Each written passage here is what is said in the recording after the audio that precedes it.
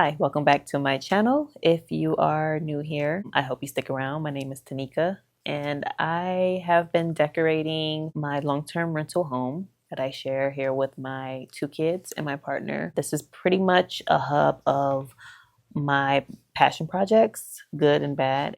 By the way, this is my first topic-centered video. I like a lot of things, and yeah, I want to talk about them with you guys. And while it may seem like interiors is my entire personality, it is not. But let's just scratch the surface a little bit. If you had to put a label to it, most would probably say that my style is eclectic.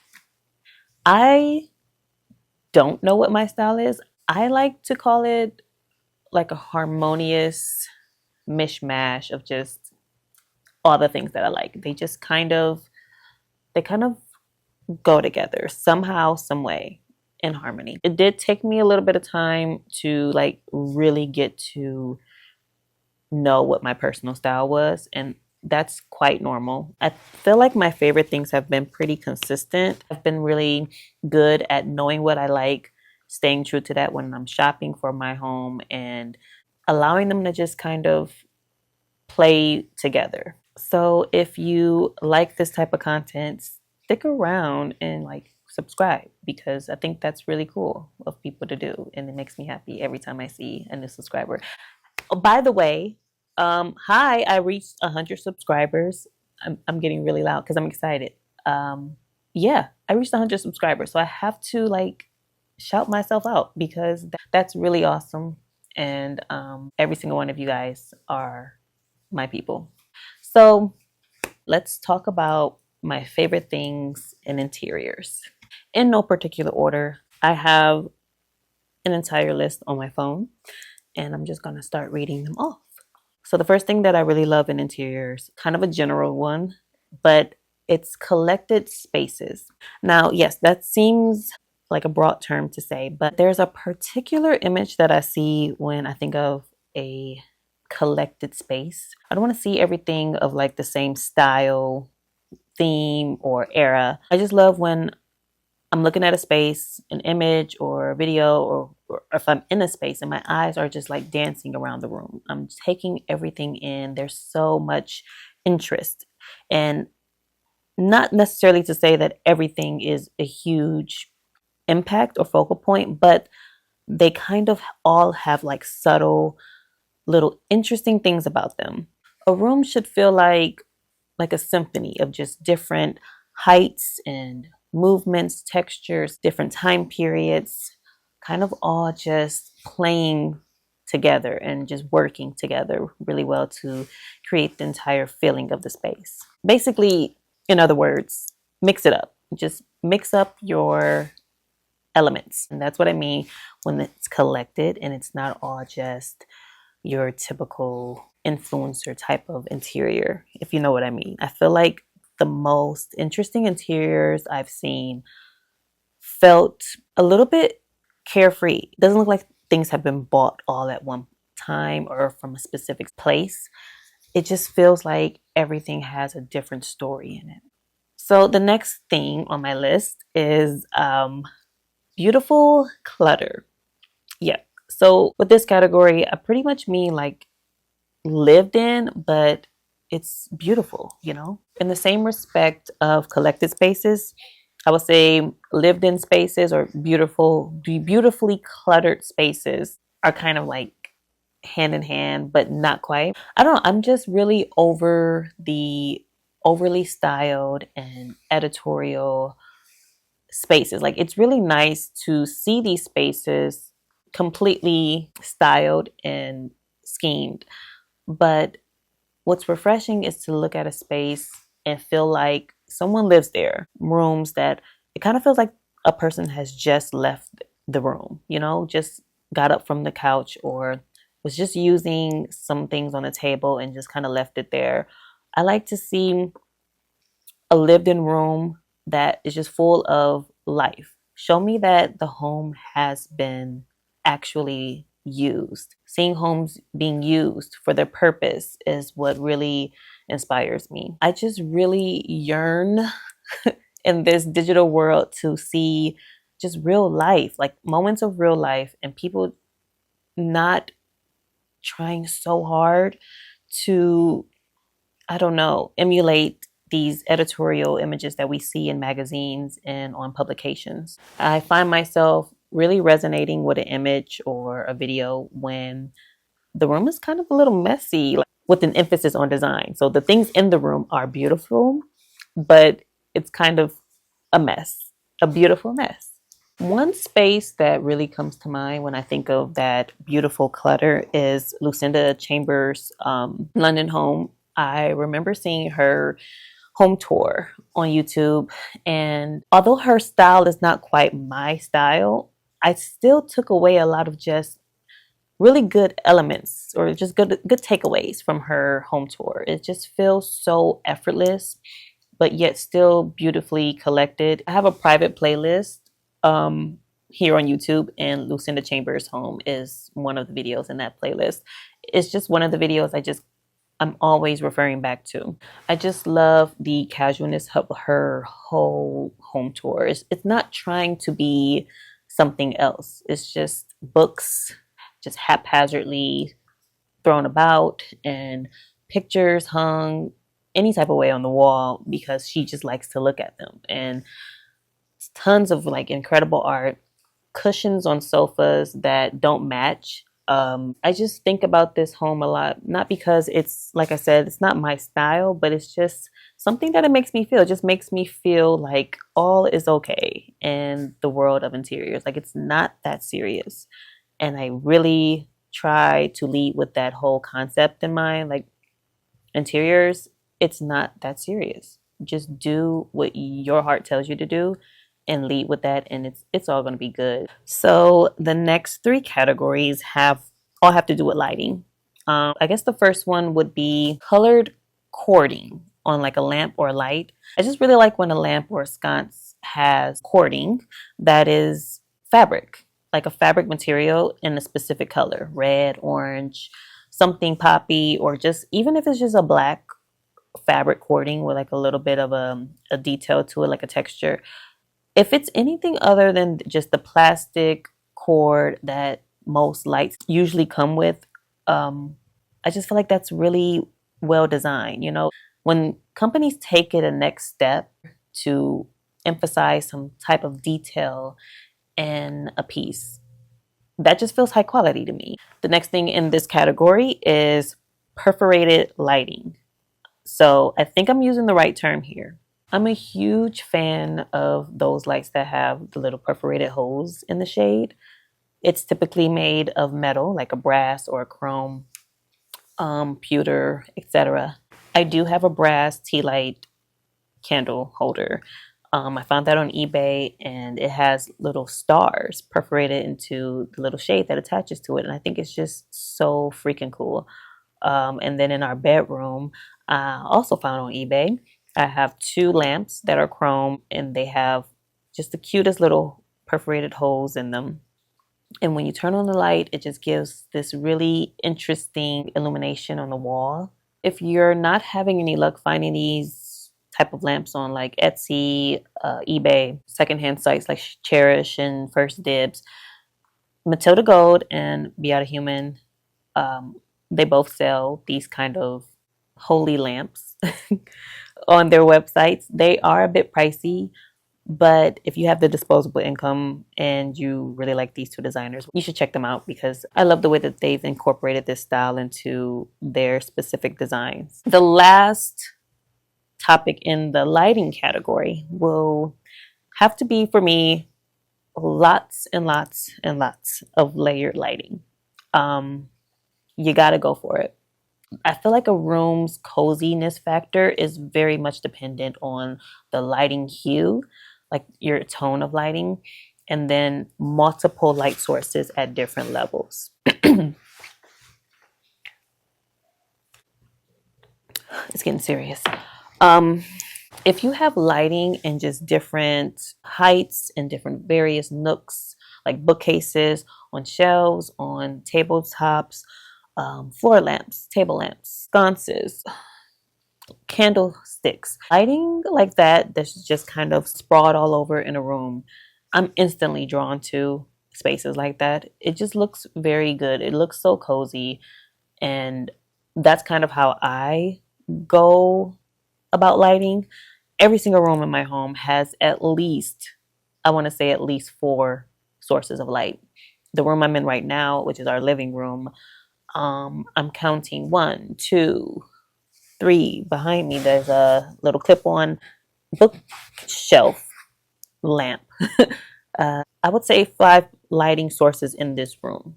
That doesn't have to do with the fact that I don't have any overhead lighting. This is an older home. I don't have any overhead lighting in this room. But even if I did, I would still have this many sources of light because it's just they all play a part. They all do their thing. They give off different elements of light. They're giving something that has to do with that cozy, layered factor in the space. Warm lumen bulbs only, please. If you're going to do a bunch of light sources in a room, just remember to make sure that they're all at different heights and they're all doing different things, but all have that same warm tone to them. Okay, so the next thing, vintage looking upholstery. Vintage or vintage looking upholstery. Geometric, textural, classic prints like plaid and houndstooth, window pane. I think these are all things that make up really good vintage upholstery. I would say think of like a vintage men's suit or like a funky jacket from 40, 50, 60 years ago, and then put that on a couch or a chair or any type of like soft good. Instant cool vibes. It's just interesting and unique. Yes, I think there is a time and a place for like a beige or a neutral toned piece of furniture in a room, but when I see a piece of upholstery covered in some type of vintage fabric or vintage looking fabric, you have my full attention. Like I'm seated, I'm listening. I love seeing different textiles and colors on larger pieces of furniture. This chair that I'm sitting in was kind of inspired by some vintage furniture. So it is a vintage chair itself.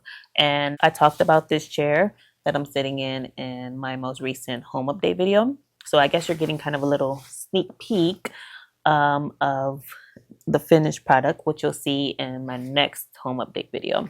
But yeah, I was really inspired by just fabrics that are from the past. And I kind of looked for something that felt kind of vintage to me in a colorway that I knew was my style. And I went with that. So yeah, I will show these chairs and kind of how they're looking in the space in my next video. The next topic will have to be wall-to-wall carpeting or rugs that give the illusion of it being wall-to-wall carpeting because it's just that big. I don't know. It's something that's been clicking in me the past 2 years. I've been seeing a lot of designers use wall-to-wall carpeting in a lot of like the home tours that I watch, and I'm loving it. I'm really into it. I think people are kind of easing into this maybe trend. I don't know really if it's a trend, but it's definitely something that I'm paying attention to. I think it's really interesting when it's a wall-to-wall carpet in a nice soft wool material that's also kind of in a pattern, whether it be subtle or not. It really doesn't matter. I just find that the fact that it's going all in, that's super impactful to me, and I like seeing that in the space. I kind of give the illusion of wall-to-wall carpeting in my son's bedroom because their room is so small. I bought a really large rug. I think it's an 8 by 10, but their room is so small it looks almost like it's going wall to wall. So for this to work in my mind, I think it needs to be, well, it can't be a shag. I think that's going a little bit too far. I think you need to pull it back, make it like a nice medium cut pile wool rug or wool carpet. Or even I do like it when there is a wall-to-wall like jute material rug. I've seen that a lot too in design books and in some interior home tours as well. It just feels high design to me. And then have all the pieces of furniture just sitting on that. So nice, so nice. Yeah, wall to wall carpet or really, really large rugs that almost go all the way to the wall. Very cool, very high design to me, quality. Next item on my list is contrasting upholstery. It's basically when a piece of furniture like a couch or a chair, the body of the actual piece is in one fabric, and then the cushion, the back cushions or the seat cushion, is in a completely opposing fabric or texture or material. It's contrasting each other. One of my favorite ways to make a typical chair or couch really interesting, just use a different fabric on the cushions or on the just the seat cushion itself. I think it's also just as good when a sofa or a chair has like piping, but it's in a contrasting color, something bright, or even if it's just something other than the actual body fabric and it stands out. I love to see contrast piping on a piece of furniture. It's just a great detail. And those are the things that make high design. Those are the things that really draw your attention, those very little minute details that most people just kind of forget about. The next thing is okay, so the next thing is probably actually a little difficult to explain. So I have identified this category as effortless materials and decoration. For this, I'm talking about design that feels super casual and also specifically easy to emulate. So many things in design are just custom made and just honestly out of reach for the average person. I just love it when people use really simple materials and simple details in their design, but it still looks intentional and well designed. Like it actually looks good, but I could do that myself, you know? I instantly think of like wood knobs on cabinetry as opposed to your hard finishes like your metal knobs, your brass, your chrome. Just simple wood knobs that are either finished in a stain or unfinished or painted the same color as the cabinet. That's very easy to recreate. That's very easy and affordable for the average person to be able to do. And I just like how casual that looks. I also always go back to this image by DeVoe Kitchens. It's a simple cafe curtain rod and some cafe curtain clips, but hanging on them is like this muslin cloth or just this fabric that appears to be muslin cloth, linen maybe, I don't know, but I look at that and instantly think I could recreate that. And I replicated this very easily using some Amazon materials, rod, some clips, and some fabric. I think it was like your cheesecloth from the dollar store. And in my opinion, it looks great because it's just such a simple combination of materials that are used so casually.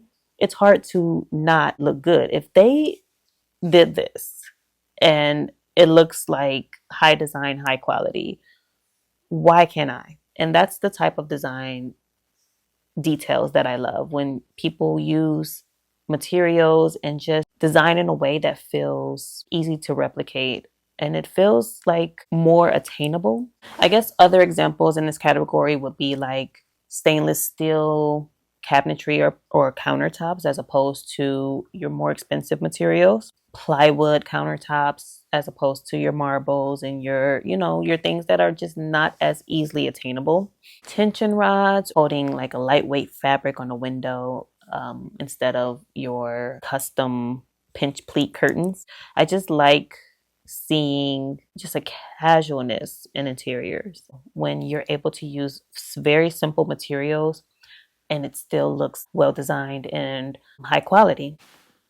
Okay, so the next thing on my list are wood kitchen cabinetry. I feel like I peeped this as a really interesting design element a while back, and honestly, my sentiments have not changed. I remember sharing in my stories. So I used to share a bunch of just inspiration every Sunday, And one of the things that I shared was an image of some kitchen cabinetry that was all wood, but it was stained as opposed to painted.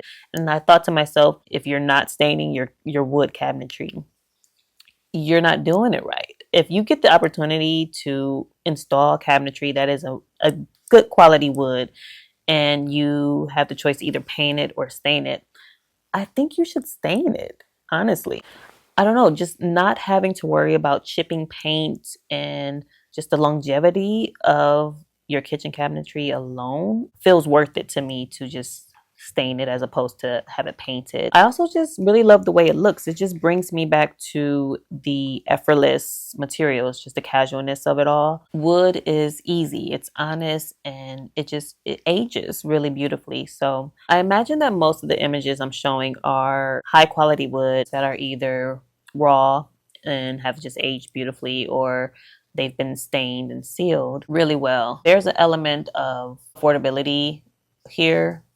Wood cabinetry, obviously the prices of wood, especially now, are not cheap, but I think if you're in a space that has wood cabinetry already, instead of painting it, maybe consider just, refinishing it in a different stain. Especially the kind of wood cabinetry that has a grain to it. I think that's really beautiful. I also love the images I'm seeing with wood cabinetry that has a different material as the countertop, like a stone or stainless steel. I think just kind of a combination or a mix of two different materials playing together, that warm wood and that harder stone or harder material on top is really interesting, and I like that look. The next item on my list will be painting inside of closets or cabinetry. I love a little unexpected moment. In this particular category, I'm talking about when you have a series of cabinetry or you have a closet that's painted the same color as your walls or not, but then you open it up and there's like a nice, beautiful color. I mean, what's more unexpected than opening up a door and just being surprised with like a flush of color? And then when the door is open or just like a little bit ajar, it's kind of like an interesting element in your room. This one can easily be done. I feel like this can be easily replicated. And I've done this myself.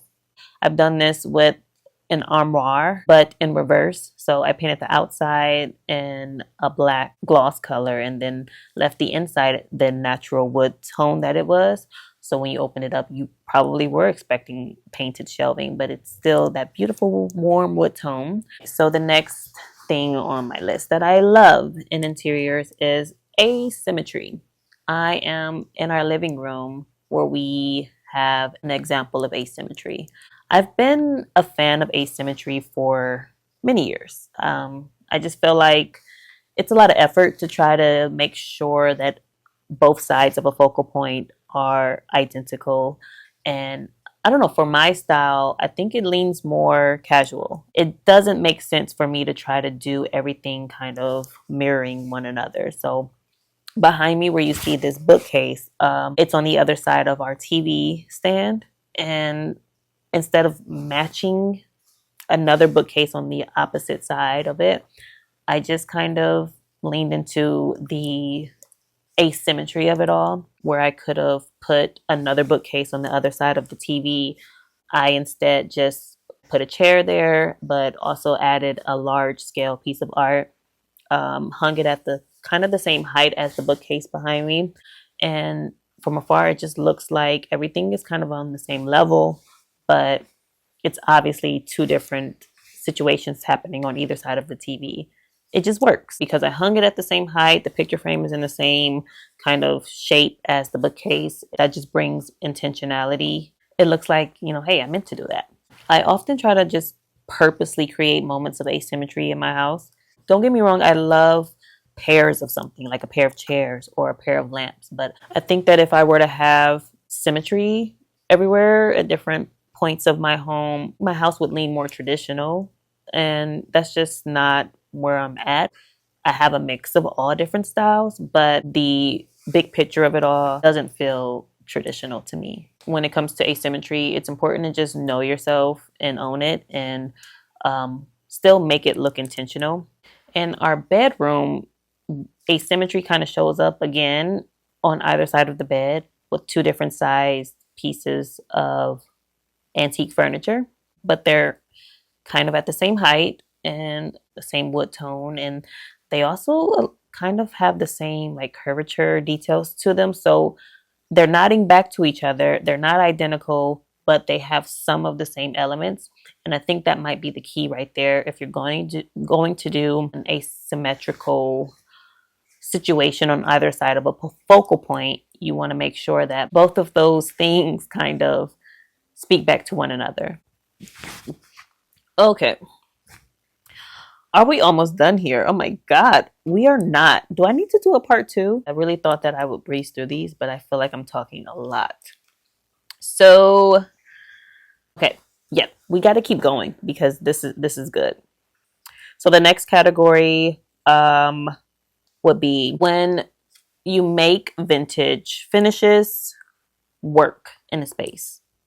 So specifically, I'm talking about the spaces where there was an effort made to preserve the vintage finishes. The tile, the faucet taps, the built-in cabinetry, there was some sort of effort made to keep it and just work with it, but it was executed really well. People finding ways to make their vintage and what most people would consider too dated, make it work. And they design around it and find ways to incorporate color and textiles and things like wallpaper into what is already there. It takes a lot of ingenuity and, frankly, a good design eye to make some vintage or antique elements work in a home. So when I see images where people have kind of kept it and have designed it really well, it's definitely an eye catcher for me. And listen, I get it. If it's just not your style and you can't figure out how to mold it to fit your style, then there's nothing to be done here, and that's okay. But shout out to the people who have like successfully made vintage finishes work. I'm going to keep going until my battery or my memory card stops. When it does, that means that we're going to be needing to do a part two. And I hope that you tune in to part two, because I think the things that I'm loving, or that I do love in interiors, just continue to just get better. So let's move on to the next topic. One unexpected color in a room. Specifically at the moment, this color, this cobalt blue, popping up as that unexpected pop of color, if you will. It just really draws my attention every time. Every single time I see it. I don't see it that often, but when I do, I'm instantly drawn to that color. In fact, I have a piece of art featuring this color in our den. And keep in mind, our den consists of mostly warmer tones. We have some yellows and some oranges, dark wood tones. This cobalt blue exists literally nowhere else in the room, which I think is why it's such a moment. Like, that's the key. Making it show itself one time. I think this can be done with so many different colors, so many different like poppy colors. Obviously, the most recent pop of color trending right now in rooms is red, which, I mean, it works. This is not like a new occurrence of people using red to act as a dominant or interesting moment in a space. But I've also done this particular thing in our bedroom. Our bedroom is this brownish maroon color, and I've incorporated this bright poppy, like clementine orange lamp in there. And there is no other instance of this bright clementine orange and anywhere else in the space. It's just in that lamp. And seeing that color combination, that orange lamp against the brownish maroon colored walls, is just such a good, like just really pleasing to the eye. It's because you have this really dull, like muted color, which is what I have on the walls, paired with this bright, vibrant color. And it kind of makes you like raise the eyebrow a little bit, or just at the very least notice it. And it makes an interesting moment that just doesn't need to be duplicated. So the trick here is to do this once in a space and act like you mean it. Like, just don't do it again, just one time, that pop of color, but it can only be done once, and then you got to walk away. Okay, so the next category is, for me, dark woods. This is trending. I'm not even going to pretend like it's not, but I think it's just mostly a preference for me. I can't get with lighter toned woods. It doesn't work for me. I remember we moved into our second apartment back in 2016, and one of the first vintage pieces I bought was a mid-century wood table with brass cap, ball feet. It was beautiful. The lines were gorgeous. The wood tone, it was a little bit orangey at the time, but still very hefty, still very just good quality. I ended up staining it a shade darker just to bring it a little bit up to date, but I've never unstained a piece of furniture or like bleached a piece of furniture to make it lighter. That's never been of my interest. Since 2016, it's only been warm woods for me. They just give a space that much needed element of warmth and feel just so much more authentic and cozy than a whitewashed or gray toned piece of wood could like ever feel, in my opinion. Cool toned woods just do nothing for me. Next thing on the list would be burgundy or maroon wine colored textiles and upholstery. However you identify this color is what I mean in upholstery. I'm loving it right now on couches, on chairs, and curtains. Yeah, I think my love for this color in interiors was kind of fostered through my mom. Growing up, my mom notoriously loved decorating in two colors. That was burgundy and forest green. We had a lot of furnishings in those two colors, and it's like a vivid core memory for me. In my home today, I've incorporated like that burgundy tone in many different ways throughout our home. It began with these linen curtains that are currently living in our bedroom, but I bought those back in like 2019. I had really no idea what I was going to do with them or like where they were going to live, but they've lived in a couple different spaces since then and have just happened to land in our bedroom up against these dark saturated walls, which gives just the perfect tone on tone moment in my opinion. But since then, I've repeated that same like burgundy, maroon, berry tone color throughout other rooms in our home. I've done this by way of pillows, artwork, and even painted furniture. I think that's just a great way to keep things cohesive in a home and essentially give your home like this red thread that just continues throughout the different spaces. Things kind of nod back to one another. For me, quite literally, I have the red thread showing up as that burgundy color in different spaces in our home. When it comes to this color, I would say I'm definitely crushing on it, but I'm also kind of loving how people are using it in like curtains and textile, like bedding. You also can't go wrong with just painting this color. I've never seen this color painted on a wall and it didn't look good. Also, I'm like going off on a tangent, but this color in tile, like a subway tile or like a Zalige tile, if I'm saying that correctly, stacked, love that. What else? Or like even just a small piece of furniture painted this color if you don't want to go all the way, or if you don't have the budget to go all the way. Again, behind me. Either way, this color you just can't go wrong with. And I think we're gonna have to stop here because my battery is about to die because I've been yapping so much. We have to stop here. We have to do a part 2 and you have to come back. So if you like this video, please give it a like, and yeah, a thumb. I was going to say a thumbs up, but I think that's the same thing. If you like this video, give it a like and talk to me. Talk to me in the comments. Tell me some of your favorite things right now in interiors. It might be some things that show up in part 2. I have quite a lot more to talk about. Like I said, I like a lot of things. So this has been fun. My throat is sore and I need to clean up my house. The sun is setting. I need to make dinner for my kids.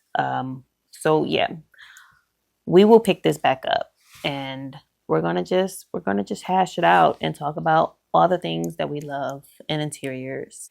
So see you in the next video.